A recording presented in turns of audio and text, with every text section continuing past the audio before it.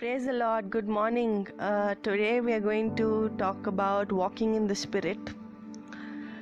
Now, according to Romans chapter 8, verse 1 and 9, there is therefore now no condemnation to those who are in Christ Jesus, who do not walk according to the flesh, but according to the Spirit. Now, what does it mean, walking in the Spirit?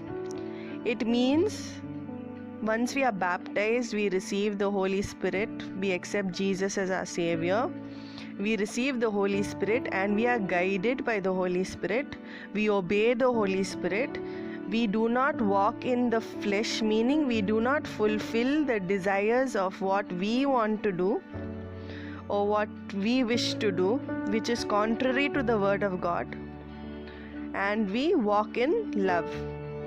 That means walking in the Spirit, obeying the Spirit, being guided by the Holy Spirit, walking in love and not fulfilling the desires of the flesh, which is contrary to the Word of God. Now, the lusts of the flesh, according to Galatians, or the works of the flesh according to Galatians 5 is adultery, fornication, uncleanliness, licentiousness, which means lacking in discipline, idolatry, sorcery, use of magic or especially black magic, hatred, contentions, which means heated disagreement. If you're disagreeing with someone, fine, you disagree, that is your opinion, but do not have heated disagreements with anyone leading to any dispute. Jealousies, outbursts of wrath or anger, selfish ambition. Some people have selfish ambition. They think only of themselves. They are self-centered. They want to prosper irrespective of what happens to others. They do not care. So that is called selfish ambition. Then dissensions, disagreement leading to discord. Heresies. Heresies is a belief or an opinion contrary to the Christian doctrine. Anything which is contrary to the doctrine of God is called a heresy. So we are supposed to not walk in all these things. These are called the works of the flesh. We are not supposed to do these things. However, we are supposed to walk in the Spirit, walk in love, obedience to the Holy Spirit, obedience to the Word of God. We are supposed to develop the fruit of the Holy Spirit while we walk in the Spirit. That will take a period of time. The fruit of the Holy Spirit are not developed overnight. It takes time to be developed. It takes effort to be developed. And as we walk in the Spirit, we learn how to overcome the flesh and we learn how to develop the fruit of the Holy Spirit. And as we develop the fruit of the Holy Spirit, day by day we are being transformed into the character or into the nature of Christ. Now the Word of God says, seek ye first the kingdom of God and His righteousness, and all these things shall be added unto you. Meaning, first we should seek God, His righteousness, and then everything else which we need or which we want, God Himself will add to our lives. We don't need to seek materialism. We don't need to seek things.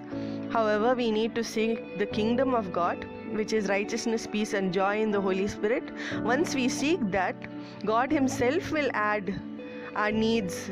He will Himself provide our wants. Our needs are already provided by God, but He will provide our wants, whatever we desire, whatever our heart's desire is, He will provide it for us.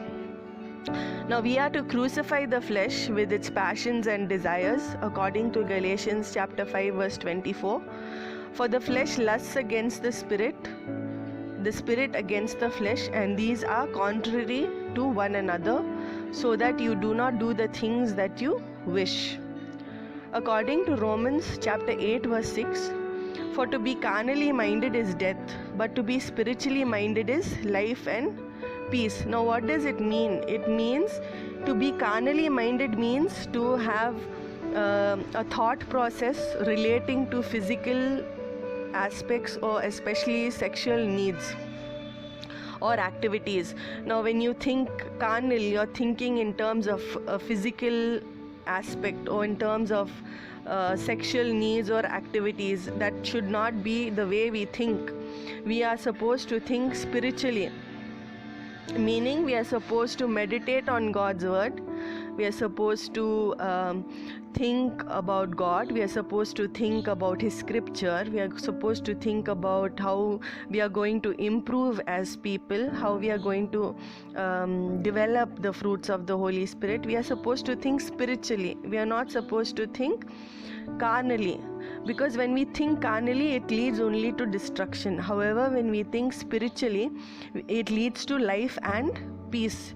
But when we think carnally, it not only leads to destruction, it can also lead to bondage. Mostly it leads to bondage as well.